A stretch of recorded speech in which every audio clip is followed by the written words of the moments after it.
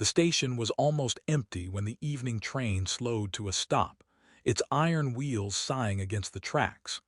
Dust swirled in the fading light, carrying the smell of coal and dry grass across the wooden platform.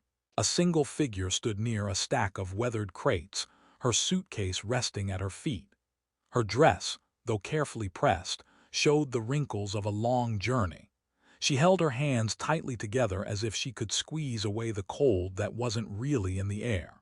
The chill came from something deeper being left behind. Travelers stepped down, greeted relatives, collected parcels, and drifted away. But she stayed in place, eyes lowered, as if standing still might keep the truth from settling in. The man who promised to meet her had not arrived. Across the platform, a tall man in a dust-stained coat paused with his hat in his hand. He had come only to collect a small package from the freight car, but the sight of the waiting woman caught him in a way he did not expect. He noticed the suitcase first, scuffed and heavy, and then her face, pale with fatigue but soft with something that pulled at him. He had spent many evenings alone on his small ranch, nursing the quiet ache of a house too silent. His wife had been gone for 3 years now, taken by illness that no doctor could name, and the land had grown lonelier with each passing season. He worked hard from sunrise to dark, yet work no longer filled the emptiness. He was not a man who often stared, but something about the way she stood made him slow his steps. The station agent called his name for the package, but he barely heard. He thought of how a person looks when hope begins to slide away. He had seen that look in the mirror on long winter nights. He knew the weight of waiting for someone who never comes. The young woman shifted her suitcase and glanced toward the horizon where the tracks stretched into endless prairie. A flicker of worry passed across her eyes. Her letter had been clear. He was supposed to be here. She had crossed miles of dust and scrub, leaving behind everything familiar, believing she was walking toward a future. The man who invited her to this place had written kind words and promised a home. Yet the platform remained empty, except for the few who were already turning toward supper and warm lamps. The rancher's boots scuffed the planks as he walked closer, still unsure what he might say. He told himself it was none of his business. But her shoulders sagged slightly when another rider passed without stopping, and that small movement reached him more than words could. He stopped a few feet away and tipped his hat. "Evening," he said, his voice low and careful. She looked up startled, then managed a polite nod. Her eyes were a deep brown, wide with the effort of holding back fear. "Train running late for someone?" he asked, though he already guessed the answer. She hesitated, then shook her head. "No," she said softly. I was supposed to meet someone. He isn't coming." The words trembled like a thin wire in the wind. The man felt a tug inside his chest, a memory of his own empty mornings when the house smelled only of cold ashes. He wanted to tell her she deserved better than a man who would leave her standing in the dust, but he kept his words gentle. "That's a hard thing," he said. "You've been traveling far." "All the way from Kansas City," she replied, brushing a loose strand of hair from her cheek. "He wrote that he needed a wife to help with his homestead." Her voice grew smaller. "When he saw me step off the train," he said, "I wasn't what he expected." She looked down at her shoes, the leather scuffed from days on the rail. The rancher clenched his jaw, anger flickering like heat in dry grass. He looked at her dress, plain but neat, and at the way she held herself despite the hurt. She was not what he expected either, but not in the way that man had meant. There was strength in her quiet posture, a dignity that shone through the dust on her hem. Behind them the station doors banged shut as the agent locked up for the night. The sky deepened to a dusky rose, streaked with the last light of day. The rancher realized she might have nowhere to go once darkness fell. His own home was miles away, a small house with an empty chair at the table and rooms that echoed with silence. He had not planned on company, certainly not on this day. Yet standing here, with the train pulling away and the prairie wind rising, he felt the edges of his life begin to shift. He took a breath, the kind a man takes before stepping into something unknown. "Miss," he said, steady but warm, "the night air can turn sharp out here. You shouldn't be left alone." She looked at him again, studying the lines of his face, the wear of his coat, the kindness that he could not quite hide. Her eyes searched for some reason to trust a stranger. The sound of the departing train faded into the open land, leaving only the whisper of grass and the creak of the station sign. The rancher waited, his heart beating with a rhythm he hadn't felt in years. Something about this evening, about this meeting on a lonely platform, carried the promise of a story neither of them could yet name. The wind shifted across the empty platform, carrying the smell of iron rails and dry prairie grass. Evening settled in slow layers of fading gold and deepening violet, the kind of light that stretches shadows and quiets every sound except the low hum of insects. The widower, his name was Samuel though few called him anything but Sam, watched the young woman for a long breath before speaking again. She stood beside her suitcase, shoulders squared though her eyes betrayed a tired sadness. Her posture reminded him of a fence post after a long storm, upright, but weathered by forces it never invited. Sam cleared his throat and tried to soften the roughness of his voice. "My name's Samuel Cooper," he said, tipping his hat in a gesture that felt strangely formal after years of solitary life. "I've got a ranch a few miles west. Could I help you find a place to stay for the night?" The woman hesitated. Her hands tightened around the handle of her suitcase, the leather worn from miles of travel. I don't know," she answered quietly. "I'm supposed to meet someone, but he isn't here." Her eyes flicked to the empty tracks as if hoping a new train might appear and erase the truth. Sam nodded slowly, careful not to crowd her. "It's getting dark. There's a boarding house in town, safer than waiting here." He paused, gauging the fear behind her polite distance. "If you'd like, I can walk you there, just to be sure you reach it safe." The woman studied him for a long moment, as though weighing not just his words but the quiet steadiness behind them. Finally she gave a small nod. "Thank you," she said. Her voice carried both caution and a faint note of relief. "My name is Clara." They walked toward the edge of the platform, the boards creaking under their steps. Sam kept a respectful distance, matching his pace to hers. The air cooled as the last of the sun slid beneath the horizon, and the first stars began to show against the darkening sky. Clara's dress rustled softly with each step, a sound that struck Sam as both fragile and determined. As they reached the dusty street that led toward town, Sam tried to lighten the silence. "Where have you come from, Miss Clara?" he asked gently. "Kansas City," she replied, her gaze fixed on the road ahead. "I answered an advertisement for a homestead wife. He wrote kind letters, promised a home and a future. I thought," she broke off, swallowing the rest of the thought like a stone. "But when he saw me, he said I wasn't what he expected." Sam felt a tightening in his chest.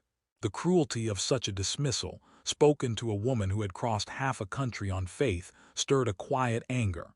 He chose his words carefully. "That man's expectations sound small," he said. "Too small to see what matters." Clara gave a faint, weary smile, the first hint of warmth he had seen in her expression. "He said I was too large," she admitted after a pause, "too heavy for a farmer's wife. His letters never asked about weight, but that's all he saw when I stepped off the train." The words hung between them like a cold wind. Sam had no ready reply, only a deepening respect for the courage it took to speak them. He glanced at her, at the strong lines of her shoulders, the quiet dignity in her stride, and wondered how any man could reduce her to a number on a scale. They reached the dim glow of the town's single street lamp. The boarding house stood at the far end, its windows flickering with lamplight. Sam gestured toward it but did not move closer. "That's the place," he said softly. "Mrs. Porter runs it, good woman. She'll give you a room." Clara stopped, her suitcase still in hand.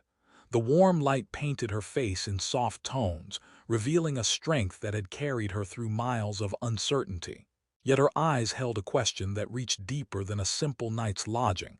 "Why are you helping me?" she asked. "You don't know me." Sam met her gaze without hesitation. "Because no one should be left alone after a journey like yours," he said. "Because I know what it feels like to stand with nowhere to go." He hesitated, the memory of his late wife flickering across his mind. And because you deserve kindness. For a moment she said nothing, only searched his face as though testing the weight of his words. Then she gave a small, almost imperceptible nod. "Thank you," she whispered. "You're kind." They entered the boarding house together. Warmth greeted them in a rush of lamplight and the faint aroma of stew lingering from the evening meal.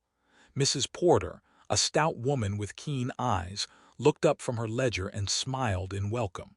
"Evening, Samuel," she said, then turned her attention to Clara. "And who might this young lady be?" Sam introduced Clara and explained in the simplest terms that she needed a room for the night. Mrs. Porter nodded without question, her glance softening when she saw the weariness in Clara's posture. "You're safe here," she said kindly. "Come in, child. Let's get you settled." As Clara followed Mrs. Porter up the narrow staircase, she turned back to Sam with a small, uncertain smile. "Will I see you again?" she asked quietly. "If you'd like," Sam replied, surprised by the steadiness of his own voice. "I'll come by in the morning, just to be sure you're all right." Her smile widened a fraction, enough to light her eyes. "I'd like that," she said, then disappeared up the stairs. Sam remained in the small entryway, hat in hand, staring at the worn carpet where she had stood. Something about the brief exchange stirred a warmth he had not felt since before his wife's passing. He stepped back into the cool night, the door closing softly behind him. The walk back to his ranch felt different than the walk into town. The prairie stretched wide and silent beneath a sky scattered with stars. Sam thought of Clara's steady voice, of the quiet courage it took for her to leave everything behind in search of a future. He thought of the man who had dismissed her with a single cruel word, and anger tightened his grip on the reins of his horse. Yet beneath the anger was something else, a growing sense of possibility that quickened his steps despite the long road ahead. At the ranch, the familiar creak of the gate greeted him like an old friend. The house stood in shadow, its windows dark, but tonight the emptiness felt less heavy. He lit a lamp and sat at the kitchen table, staring at the flame as it flickered across the worn wood. He pictured Clara's face, the way she had lifted her chin despite the hurt, and the way her eyes had softened when he offered simple kindness. Sleep came late, but when it did, it carried dreams of a new morning. Sam awoke before dawn, the eastern sky just beginning to pale.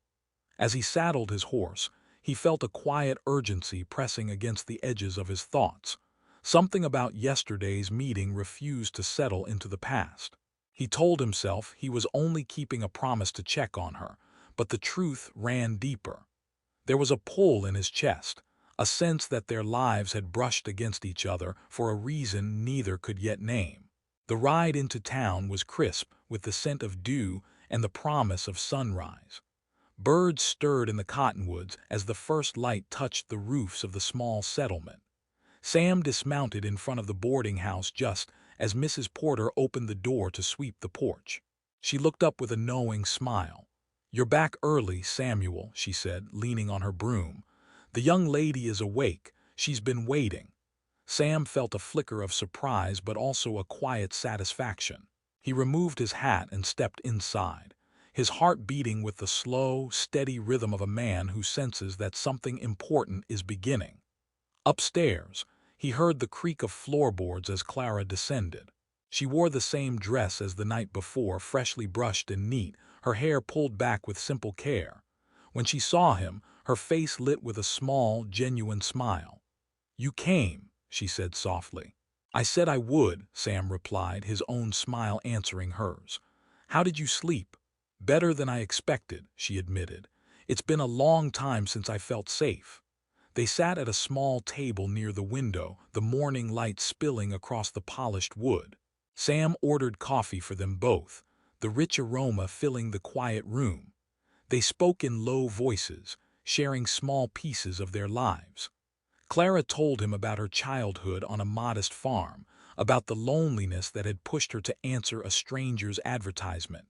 Sam listened intently, offering small questions but never pity. In turn, he shared fragments of his own story, the years of ranch work, the loss of his wife, the quiet that had filled his days ever since. As the conversation deepened, a gentle understanding grew between them. Each had known loss. Each had faced long nights of solitude, and each carried a strength forged in the fires of disappointment. There was no need for grand declarations. Their shared silences spoke louder than any words, weaving a fragile but undeniable connection across the table as the morning sun climbed higher. The morning light streamed through the small boarding house window, casting a soft glow across the polished wooden floor where Samuel and Clara sat. Outside, the town stirred awake with the slow rhythm of a prairie settlement. Wagon wheels creaked on the dusty street, roosters called in distant backyards, and the faint clink of a blacksmith's hammer echoed against the rising sun. Inside, time seemed to slow around their quiet conversation. Clara cupped the warm coffee mug between her hands, savoring the comfort of its heat. Samuel watched her with a calm attentiveness, noticing the way the morning light traced the gentle curve of her cheek and the strength hidden in her posture. She carried herself like someone who had been hurt but refused to let the hurt define her. They spoke of ordinary things at first. Samuel told her about the ranch, the wide fields, the stubborn cattle, the windmills that creaked on nights when storms gathered over the horizon. Clara listened intently, her eyes following the movement of his hands as he described the open land. She asked about the work, about the long winters and the dry summers, about the challenges of keeping a ranch alive when markets were unpredictable and weather could turn cruel. Her questions were thoughtful and precise, revealing a mind as practical as it was curious. Samuel felt a quiet pleasure in answering them, grateful for the chance to share a piece of his world with someone who truly listened. Clara, in turn, spoke of the life she had left behind. She described the small boarding room she once rented near the edge of Kansas City, the endless hours spent sewing for other people's families, and the loneliness that followed her through crowded streets. She explained how she had answered the advertisement from a man she had never met, driven by a hope for companionship and a place to belong. Her voice remained steady, but Samuel heard the weight behind each word, the courage it had taken to board a train alone, the heartbreak of arriving to find nothing but rejection. He marveled at her honesty. She did not dress her story in self-pity. She presented it as plain fact, trusting him to understand the quiet bravery it revealed. When their breakfast plates were cleared and the room emptied of other guests, Samuel leaned back in his chair and studied Clara more closely. He saw the faint lines at the corners of her eyes, the strong shape of her shoulders, the way she held his gaze without flinching. She was not a woman broken by cruelty. She was a woman tempered by it, as strong and enduring as the prairie itself. He thought of the man who had judged her unworthy and felt a surge of anger he quickly swallowed. There was no need to speak it. The truth of her worth was written in every quiet gesture she made. A clock on the wall marked the passing minutes, each tick a reminder that choices waited beyond this morning. Samuel felt the weight of an unspoken question pressing between them. He had lived in the shadow of grief for years, burying himself in work and silence. He had not imagined meeting someone who could awaken the part of him that still longed for companionship. Yet here she was, sitting across from him with calm eyes and a story that touched something deep inside him. He wondered if she sensed the same pull, the same quiet recognition that life was offering them an unexpected second chance. Clara set down her empty mug and looked out the window. The street beyond the glass was beginning to fill with movement, merchants opening shop doors, children darting between wagons, travelers stepping off the morning train. She spoke without turning her head. "I don't know where to go now," she admitted. "I left everything behind. I thought I was starting a new life, but I have no plan past this station." Samuel felt a rush of protectiveness that startled him with its strength. He leaned forward, resting his forearms on the table. "You don't have to decide today," he said gently. "You're safe here for as long as you need." Clara turned back to face him, her eyes narrowing slightly as she studied his expression. "Why are you so kind to me?" she asked. "We only met yesterday." He held her gaze, letting the silence stretch before answering. Because I know what it feels like to lose something you can't replace, he said finally. Because I've seen loneliness up close. And because sometimes life puts two people in the same place for a reason, even if they don't know what that reason is yet. Clara's eyes softened.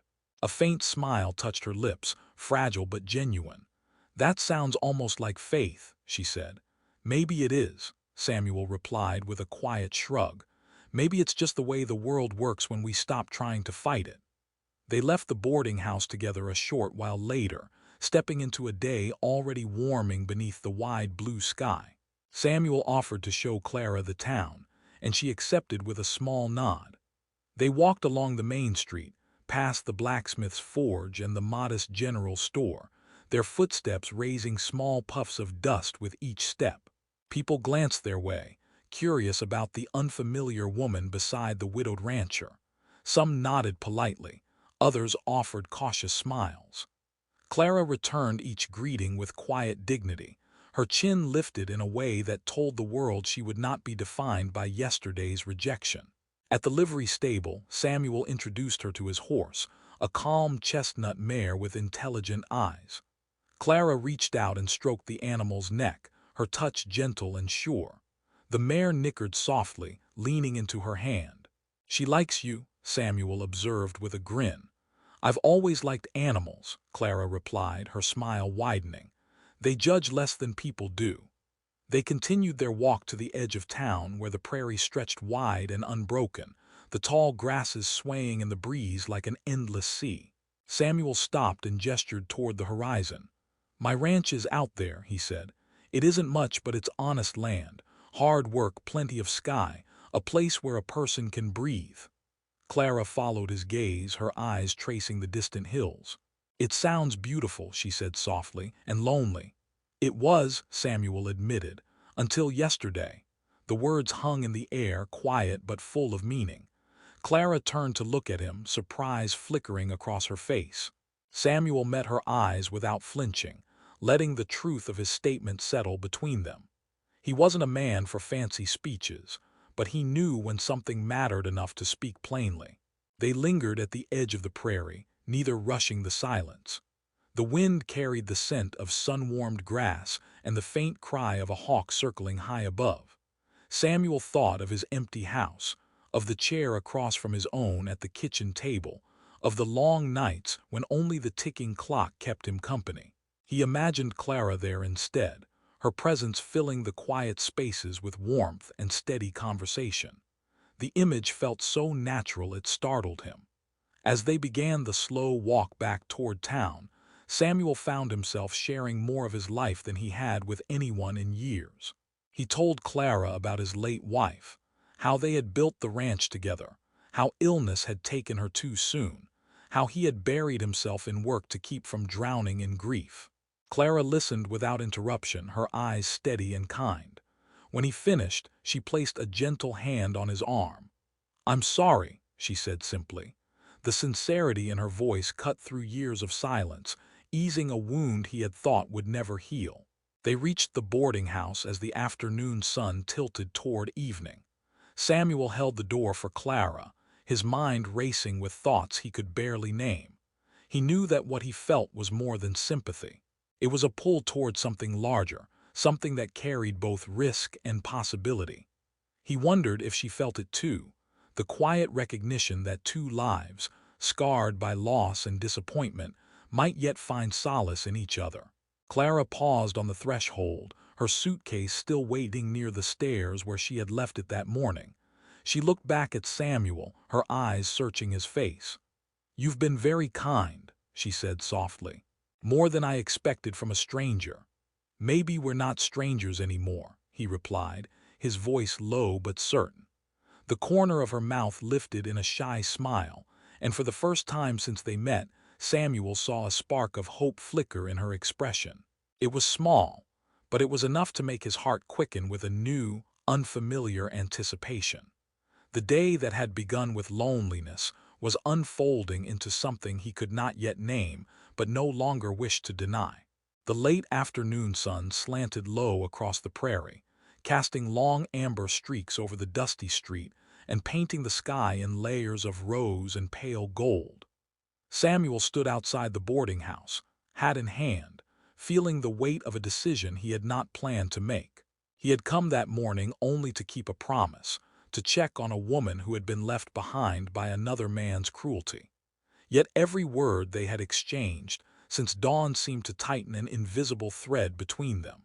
He felt it now as he waited for Clara to join him for a walk. It was not the nervous excitement of youth, but something steadier and more profound. A recognition that life might be offering a second chance if he dared to reach for it. Clara stepped through the doorway carrying her small suitcase, the same worn bag that had traveled miles across the country and through the storm of rejection. The evening light caught the gentle lines of her face and set a soft glow in her brown eyes. Samuel noticed how she carried herself, neither defeated nor hurried, simply present with a quiet strength that commanded respect. She had dressed carefully, smoothing the folds of her faded dress and tying her hair back in a simple knot. There was no attempt to disguise the journey's weariness, only the honest dignity of a woman who refused to hide her true self. "You came back," she said softly, her voice carrying a warmth that steadied the restless thoughts in his mind. "I told you I would," Samuel replied, offering a small smile. "Would you care for a walk before the evening meal? The air is fine out toward the ridge." Clara hesitated for the briefest moment, then nodded. "I'd like that." They walked side by side along the quiet street, their footsteps raising small clouds of dust that shimmered in the golden light. Merchants were closing their doors for the day, and the scent of fresh bread drifted from the bakery as the last loaves cooled on wooden racks. Children played near the well, their laughter rising like a bright counterpoint to the slow creak of wagon wheels heading home. Samuel offered a polite greeting to the townsfolk they passed, but his attention remained on the woman beside him. Every small gesture, her careful steps, the way she glanced at the sky as if measuring the coming night, felt significant, as though each detail was part of a story still unfolding. When they reached the edge of town, the land opened into a sweep of prairie that stretched to the horizon. Tall grasses bent in a soft wind that carried the scent of warm earth and distant wildflowers. Samuel paused to let Clara take in the view. "This is the country I call home," he said quietly. "My ranch is just beyond those hills." Clara followed his gaze, her eyes tracing the endless expanse. "It's beautiful," she said, her voice filled with something that sounded like wonder. "So much space, so much sky." "It can feel lonely," Samuel admitted, "but it also gives a person room to breathe. Out there, a body can find peace if they're willing to work for it." Clara smiled faintly. "I've never been afraid of work," she said. "I only feared working my whole life without anyone to share it with." Her words settled between them like the first stars appearing in the twilight. Samuel felt their truth echo through his own heart. He had worked through grief and solitude for years, surviving but not truly living. Here, beside this woman who had crossed states for a promise that turned to dust, he sensed the possibility of something more than survival. They continued toward a low ridge where the land dipped into a shallow valley. As they walked, Samuel began to share pieces of his life he rarely spoke aloud. He told her about the early days on the ranch, how he and his late wife had struggled against drought and blizzard to carve a home from the wild land. He described the quiet after she passed, the way the house seemed to echo with her absence, and the long nights when only the ticking of the clock kept him company. Clara listened with a stillness that felt like understanding rather than pity. When he faltered, searching for the right words, she reached out and laid a gentle hand on his sleeve. "I'm sorry," she said softly. "Losing someone you love never leaves you the same." Samuel looked at her hand resting against his coat and felt a warmth spread through the cold corners of his heart. "You speak as if you know," he said. Clara nodded slowly. "I lost my mother when I was young. My father worked the rails, gone for weeks at a time. I learned early how to carry loss and keep moving." They walked in thoughtful silence, the prairie wind weaving around them like a quiet hymn. Samuel found comfort in the shared understanding of loss, but also in the strength she carried despite it. He realized he was not speaking to a stranger, but to someone whose heart had been tempered by the same hard lessons that had shaped his own. When they reached the ridge, the sun hovered low over the horizon, spilling crimson and gold across the sky. The light bathed Clara's face in a glow that made Samuel catch his breath. She looked out over the rolling land, her eyes reflecting the fire of the sunset. "It feels like the world goes on forever," she murmured. "It does," Samuel replied, "and it's waiting for folks who are brave enough to start again." Clara turned to him, her expression thoughtful. "Do you really believe a person can start again after everything?" "I do," he said, his voice steady. "I believe it because I have to, and because sometimes a new beginning shows up when you least expect it." The words hung between them, charged with a meaning neither dared to speak outright. Samuel felt the weight of the moment pressing gently on his chest. He wanted to tell her that he saw her courage, that he admired the way she carried herself despite the cruelty she had faced. He wanted to tell her that her presence had stirred something in him he thought was buried with his wife. But he also knew that words spoken too quickly might scare away the fragile trust they were building. As twilight deepened, they began the walk back toward town. The first stars emerged one by one, flickering above the wide horizon. Clara asked about the daily life on the ranch, how many cattle he kept, how far the fences stretched, what chores filled the long days. Samuel answered each question with quiet pride, describing the work in simple terms that made the land come alive. He could see her imagining the wide pastures, the morning rides, the steady rhythm of a life built on honest effort. When they reached the outskirts of town, the boarding house lanterns glowed softly in the gathering dark. Samuel slowed his pace, reluctant to end the walk. Clara seemed to feel it too, for she lingered beside him, her suitcase swinging lightly at her side. "I don't know what tomorrow will bring," she said quietly, "but today has been better than I could have hoped." Samuel turned to face her, his heart beating with a quiet urgency. "Sometimes tomorrow depends on the choices we make today," he said. Clara met his gaze, her eyes searching his face. The wind lifted a strand of hair from her cheek, and Samuel resisted the impulse to reach out and smooth it back. Instead, he held her eyes and let the silence speak for him.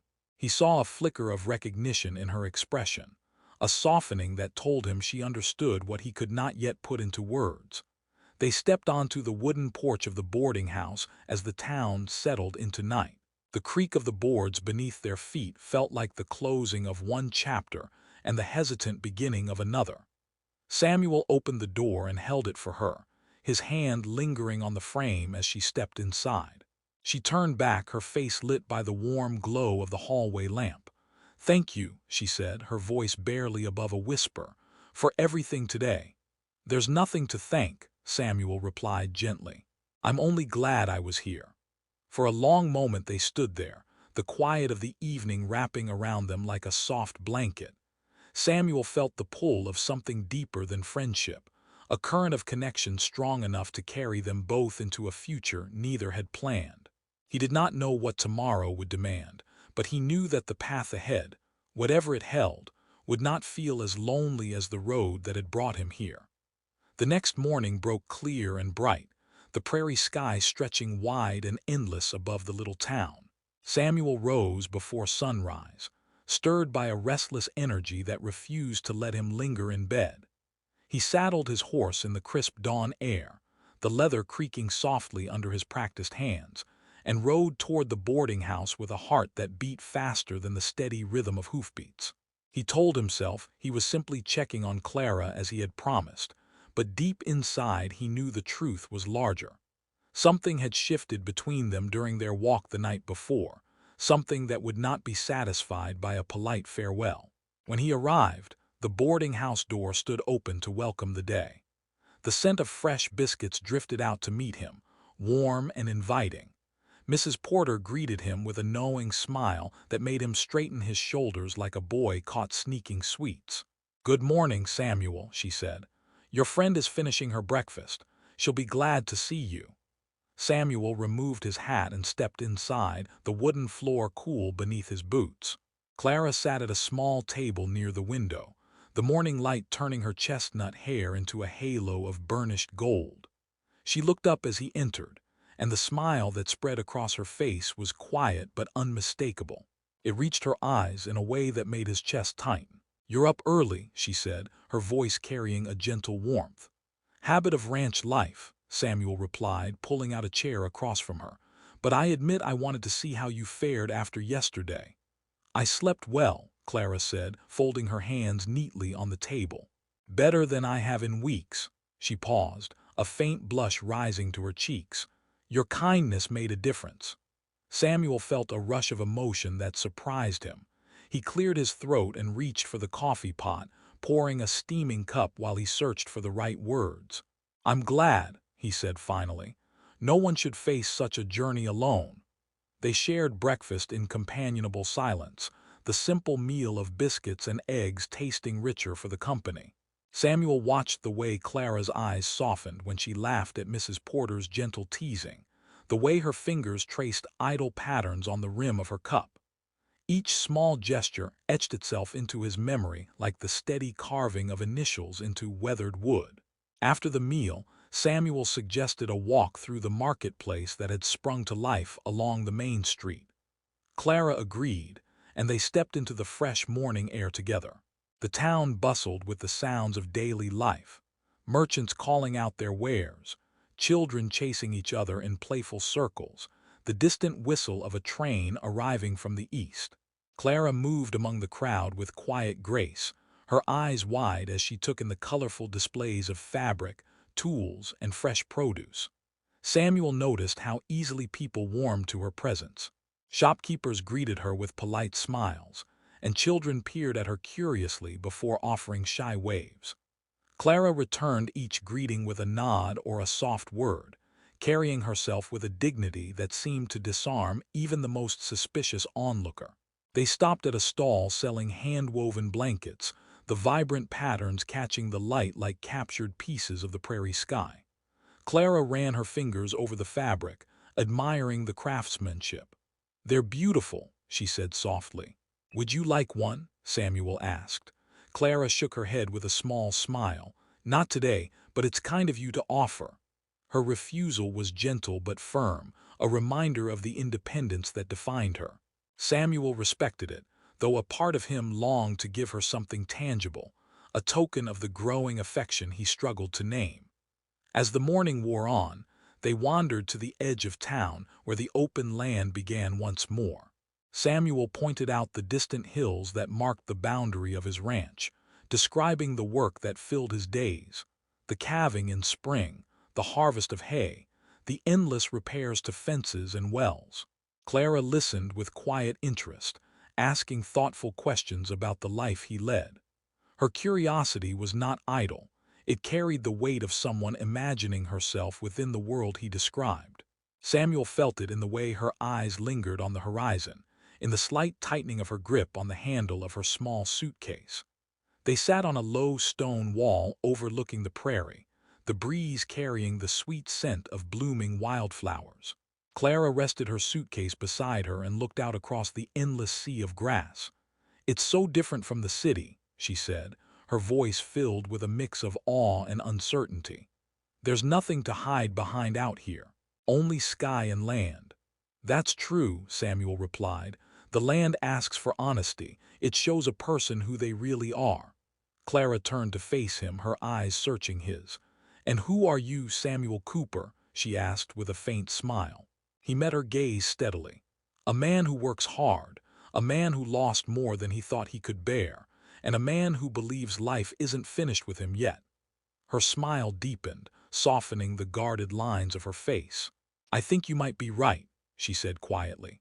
For a long time they sat together, the silence between them filled with the sound of rustling grass and distant bird calls. Samuel felt a calm certainty settle over him, the kind that comes when a person recognizes a truth they can no longer ignore. He had known Clara for only a brief span of days, yet her presence had already reshaped the contours of his heart. He no longer saw her as a stranger left behind by someone else's cruelty. He saw her as a partner in resilience, a woman whose strength matched his own, whose quiet dignity called to the deepest parts of his soul. When they returned to town, the sun had climbed high and the streets glowed with midday heat. They stopped at the well to draw cool water, sharing the dipper like old friends. Clara's laughter rang out when a sudden gust of wind lifted her hat and sent it skimming across the street. Samuel retrieved it with an easy grin, brushing dust from the brim before handing it back. The simple exchange felt intimate in a way that surprised them both, a small sign of the bond that had taken root between them. Back at the boarding house, Samuel lingered on the porch while Clara prepared to rest. He wanted to ask her to stay longer, to visit the ranch and see the world he had described in quiet detail. But he held back, sensing that her trust was something to be earned slowly. Instead, he tipped his hat and said, "If you'd like, I can show you the ranch tomorrow. No obligation, just a ride across the land. It might give you a clearer picture of this country." Clara studied him for a moment, her eyes thoughtful. Then she gave a small, deliberate nod. "I would like that," she said. "Very much." The promise of tomorrow hung between them as Samuel mounted his horse and rode back to his ranch. The journey felt shorter than usual, each mile filled with the memory of Clara's quiet smile and the warmth of her presence beside him. He thought of the empty rooms waiting at home, the echo of silence that had filled his evenings for years. For the first time in a long while, the thought of returning did not carry its usual weight. Instead, he imagined the sound of Clara's laughter drifting through the halls, the sight of her hands tending to the small garden his late wife had once cherished. As the sun dipped toward the horizon, Samuel dismounted at the ranch gate and looked out over the fields. The cattle grazed peacefully in the fading light, their silhouettes dark against the golden grass. He felt the familiar pull of responsibility, the endless tasks that kept the ranch alive. But tonight it was joined by something new, a quiet anticipation that stirred beneath his ribs. Tomorrow he would bring Clara here. Tomorrow she would see the life he had built, the land that shaped him, the home that waited for something more than mere survival. Inside the house, Samuel lit a lamp and sat at the kitchen table, the flame casting warm shadows on the worn wood. He thought of the girl who had crossed miles of railroad tracks for a man who failed to see her worth. He thought of the courage it took for her to speak her story without bitterness, and of the gentle strength that shone in her every gesture. The memory of her eyes, steady and unafraid, filled the room like the glow of the lamp. Night settled softly over the prairie, bringing with it a hush that Samuel had long known as loneliness. But tonight the silence carried a different sound, a quiet expectancy, like the pause before a new chapter begins. He could feel it in the creak of the floorboards, in the steady beat of his own heart, in the faint scent of wildflowers carried on the night breeze. Something was changing, and though he could not yet see its full shape, he knew with certainty that tomorrow would bring more than the usual work of mending fences and feeding cattle. It would bring Clara to the ranch, and with her, the possibility of a life he had almost stopped believing could ever be his again. The next morning dawned with a gentle warmth that promised a perfect day for a ride across the prairie. Samuel rose early, his mind already alive with thoughts of Clara seeing the ranch for the first time. He moved through his chores with a quiet urgency, feeding the cattle, checking the water troughs, and saddling the mare with careful hands. The sun was only a pale glow along the eastern ridge when he finished, yet his heart beat with the steady excitement of a man who sensed something important waiting just beyond the horizon. He dressed with more care than usual, brushing the dust from his coat and making sure his boots carried a polish that spoke of quiet respect. By the time he reached the boarding house, the town was beginning to stir. Merchants opened shutters, and the smell of fresh bread drifted from the bakery. Samuel dismounted and tied the mare to the post outside, his eyes scanning the doorway. Clara stepped out just as the bell of the small church down the street struck 8. She wore the same travel dress she had arrived in, freshly brushed and neat, her hair gathered in a tidy braid that gleamed in the morning light. The sight of her sent a warmth through him that no prairie sun could match. "Good morning," she greeted, her voice soft but sure. "Morning, Miss Clara," Samuel replied, tipping his hat with a smile that came easier than it had in years. "Ready to see a bit of open country?" "I've been ready since you mentioned it yesterday," she said, her eyes bright with a mixture of excitement and calm determination. Samuel helped her onto the mare, then swung into the saddle behind her. They rode out of town at an easy pace, the dusty street giving way to wide stretches of grassland that shimmered under the rising sun. Clara sat straight in the saddle, her gaze fixed on the endless horizon as the wind tugged gently at her braid. Samuel guided the horse along a path worn by years of travel, pointing out landmarks as they went. A lone cottonwood tree that marked a hidden spring, a cluster of rocks where hawks often nested, the distant ridge where his cattle grazed. As the town faded behind them, the silence of the open prairie wrapped around them like a vast, gentle embrace. Clara breathed deeply, her face softening as the scent of wild sage and sun-warmed grass filled the air. "It's even more beautiful than I imagined," she said quietly. "I can see why you love it here." "It can be harsh," Samuel admitted.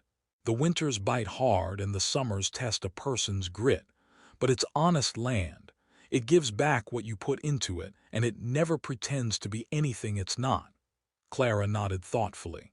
"I think I prefer honesty, even when it's hard." They rode in comfortable silence for a while, the rhythm of the horse's hooves blending with the soft whistle of the wind. Samuel stole glances at Clara, noting the way her eyes followed the curve of the hills and the distant shimmer of the creek. There was no sign of fear in her expression, only quiet wonder and a growing familiarity, as though she already belonged to the landscape. When they reached the crest of a gentle slope, Samuel drew the reins and slowed the mare to a stop. Below them lay the heart of his ranch, wide fields dotted with grazing cattle, a weathered barn standing sturdy against the breeze, and a modest house whose porch faced the endless sky. The morning light bathed the land in shades of gold and green, making it look like a painting come alive. "This is home," Samuel said, his voice carrying a note of pride he hadn't felt in years. "It isn't grand, but it's mine." Clara took in the view, her eyes shining as she traced the lines of the fence, the glint of the creek, the gentle movement of cattle in the pasture.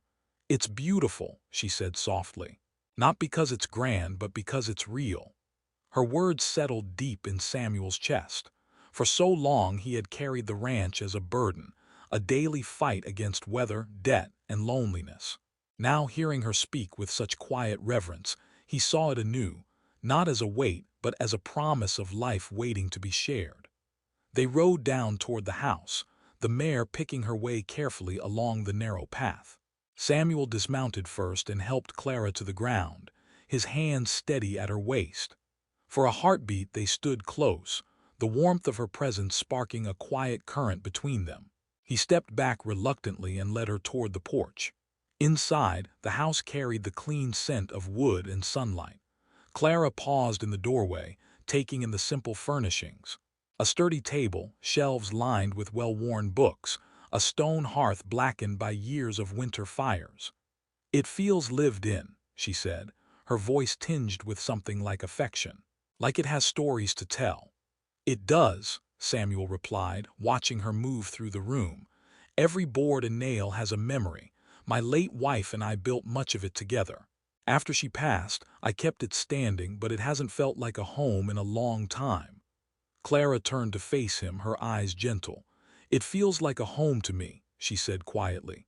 The simplicity of her words struck him harder than any grand declaration. He felt the weight of years of solitude pressing against the sudden warmth of this moment. He had not invited her here merely as a courtesy. Deep down, he knew he was showing her more than land and timber. He was offering a glimpse of the life he longed to build again. They spent the late morning walking the property. Samuel showed Clara the barn, where the scent of hay mingled with the soft sounds of cattle shifting in their stalls. He explained the rhythms of calving season, the endless repairs needed to keep fences strong, the careful balance of feeding and grazing that kept the herd healthy. Clara listened with sharp attention, asking questions that revealed both intelligence and a willingness to learn. Her curiosity pleased him more than he expected. He could imagine her voice in this space, offering ideas, sharing laughter, turning daily work into shared purpose.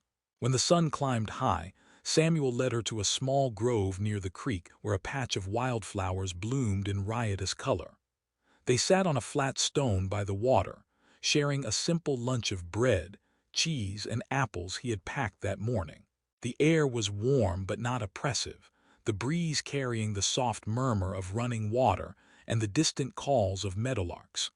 Clara removed her bonnet and tilted her face to the sun. "I can hear my own heartbeat here," she said with a small smile. "It feels peaceful." Samuel watched the way the light played across her features, softening the lines of travel and heartache. "Peace is rare," he said.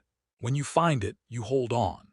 For a long while they ate in companionable silence, the only sounds the crunch of bread and the gentle music of the creek. Samuel found himself imagining what it would be like to share many more meals like this, simple, nourishing, and filled with quiet understanding. He pictured Clara tending a small garden near the house, her laughter mixing with the calls of the birds. The image felt as natural as breathing. After lunch, they returned to the porch and sat in the shade, watching clouds drift lazily across the endless blue. Clara rested her hands in her lap, her gaze sweeping across the fields where the cattle grazed. "It's hard to believe that yesterday I didn't know this place existed," she said softly, "and now it feels important." Samuel leaned forward, elbows on his knees. "Sometimes the most important things arrive without warning," he said. "Life doesn't always give us time to prepare." Clara turned to meet his eyes, and for a moment neither of them looked away. The quiet between them carried a charge as strong as any spoken word. Samuel felt the pull of a decision rising within him, a certainty that had been building since the moment he first saw her standing alone on the station platform. He had lived through loss, through seasons of relentless solitude, but in Clara he saw not just companionship but the promise of a future shaped by mutual respect and quiet love. He took a slow breath, steadying his voice. "Clara," he said, "I don't know what plans you had when you left Kansas City, and I won't pretend to know what's in your heart. But I do know this: I would be honored if you'd consider staying. Not as a guest, not as a worker, as my wife." The words hung in the warm air, as fragile and powerful as the first light of dawn. Clara's eyes widened slightly, surprise flashing across her face, followed by a depth of emotion that made Samuel's heart quicken. She looked away for a moment, toward the rolling fields that stretched to the horizon, then back to him. "You hardly know me," she said softly, "and yet you speak as if you do." Samuel met her gaze with quiet conviction. "I know enough," he replied. "I know you are strong, kind, and honest. I know you deserve more than the cruelty you faced. And I know that when I imagine the days ahead, I see you beside me." Clara held his eyes, the wind lifting a strand of hair from her cheek. Slowly a faint smile curved her lips, carrying both wonder and resolve. "You see me," she said, her voice barely above a whisper. "Not what others say I should be." "I see you," Samuel confirmed, the words steady and sure. For a long heartbeat they sat in the golden light, the prairie stretching around them like an endless promise. Clara reached out and placed her hand over his, her touch warm and certain. In that simple gesture, Samuel felt the weight of past years begin to lift, replaced by the quiet strength of a new beginning. The afternoon sun lingered over the land as they remained on the porch, hands joined, neither speaking nor needing to. The house behind them, once a place of solitude, now felt alive with the soft hum of possibility. The ranch, the sky, the wide, unbroken prairie, all of it seemed to breathe with the same quiet hope that filled their hearts as the day stretched toward evening, carrying them gently into a future they were only beginning to claim.